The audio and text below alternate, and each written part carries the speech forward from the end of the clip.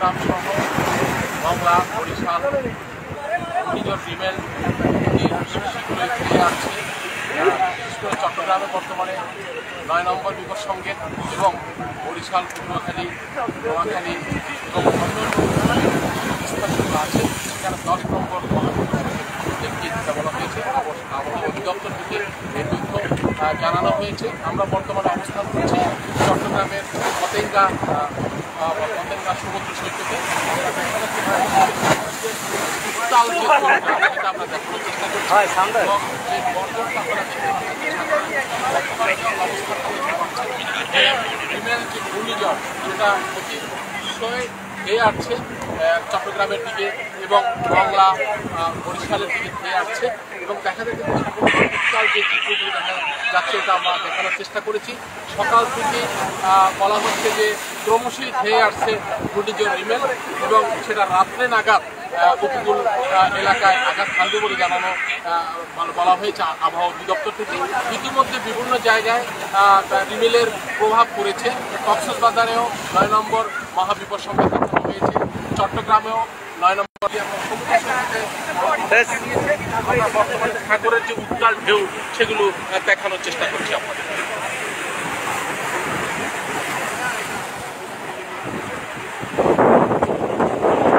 এই প্রভাবে 8 থেকে 10 ফুট জলোচ্ছ্বাসে প্লাবিত হতে পারে নিম্ন অঞ্চলগুলো, সেগুলো আবহাওয়া অধিদপ্তরের মাধ্যমে জানানো হয়েছে এবং নিরাপদ স্থানে, উপকূলবাসীদের নিরাপদ স্থানে যাওয়ার জন্য ইতিমধ্যে ঘোষণা করা হয়েছে। আমাদের সাগরের উত্তাল ঢেউ এবং এই পরিবেশ দেখার জন্য সমুদ্র সৈকতে অনেকেই জড়ো হয়েছে।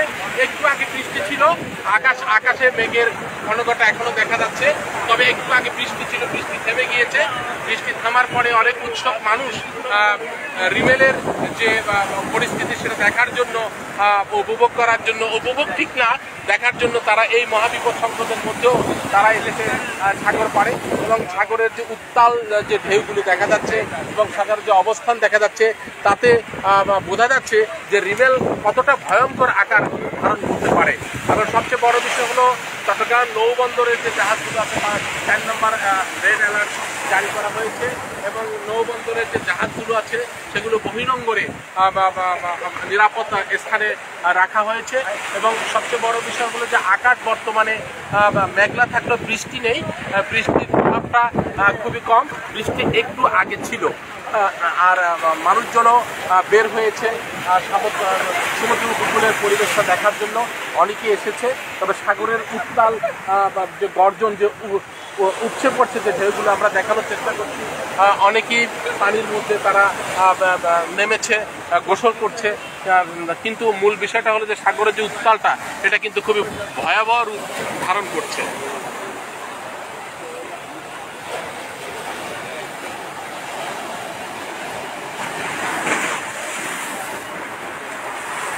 সবচেয়ে যে চট্টগ্রাম এলাকার মধ্যে যে উপকূল এলাকার বন্দর, পতেঙ্গা, ইপিজেডের যে এলাকাগুলো আছে সেই এলাকায়ও মাইকিং করে স্থানের কাউন্সিলররা সিটি কর্পোরেশনের মাধ্যমে কাউন্সিল মাইকিং করে সতর্ক বাণী জারি করেছে।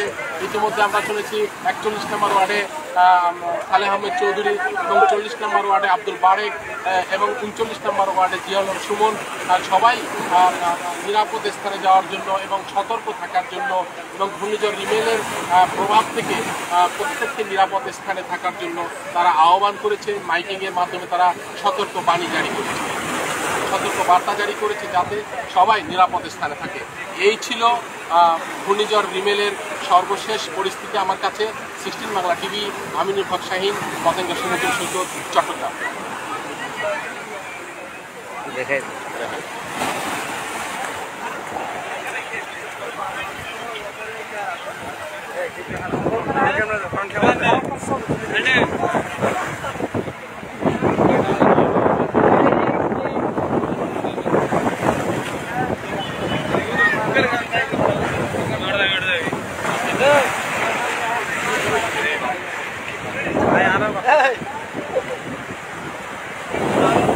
देखो शांति तो पीछे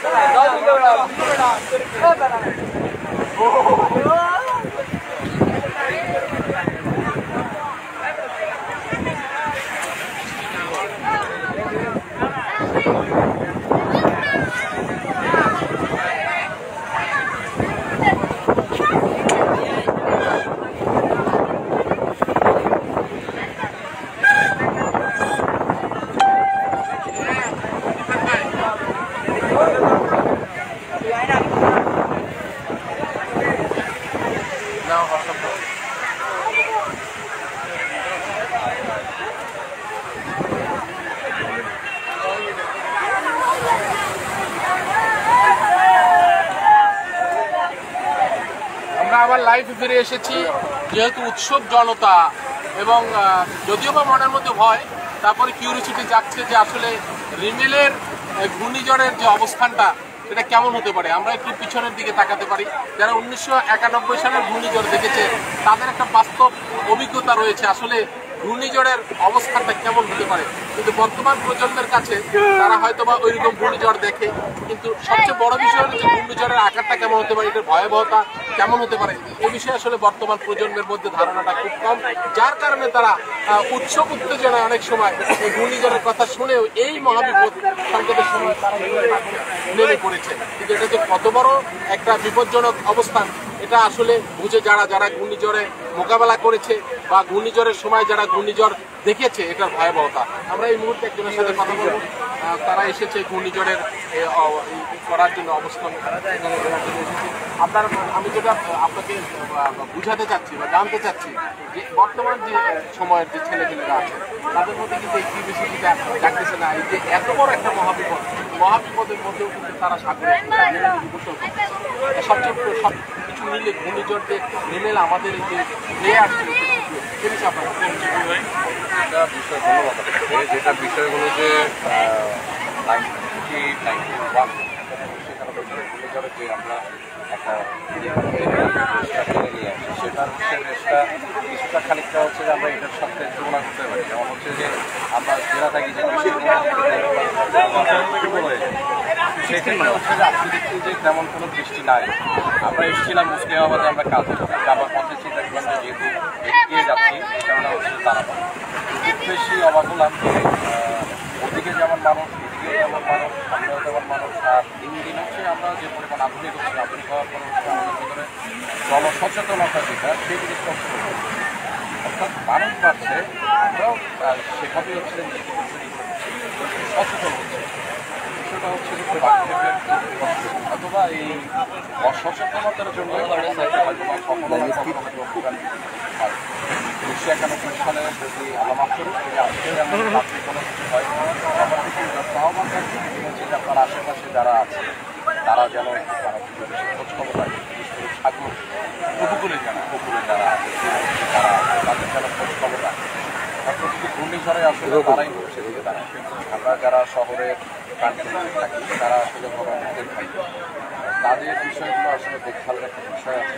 স্থানীয় যারা সেগুলোর দিকে নজর দেবেন। আর এটা হচ্ছে একটা অনুরোধ। আর এর পাশাপাশি হচ্ছে যে ঘূর্ণিঝড়ের সময় যে আসলে ময়নাপুর মহানগর এই সময় ছোটো ছোটো অনেক ছেলেমেয়ে হচ্ছে যেখানে আছে এদেরকে হচ্ছে যে কীভাবে বিপজ্জনক।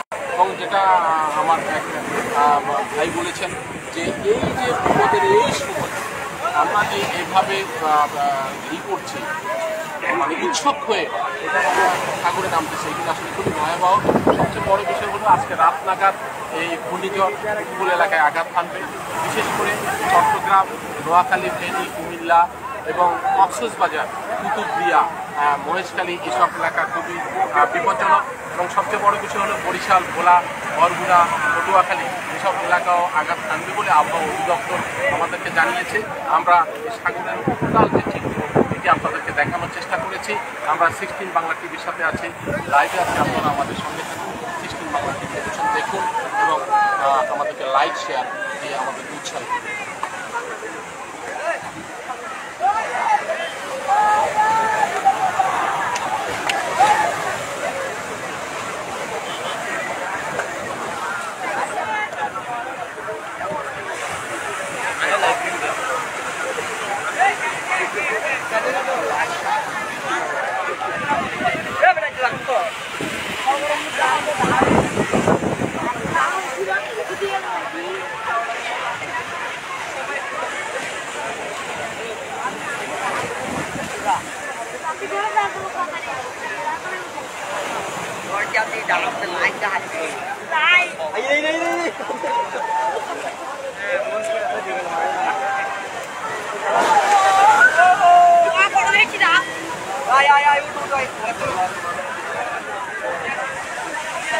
আস্তে আস্তে শোনায় নুড়ি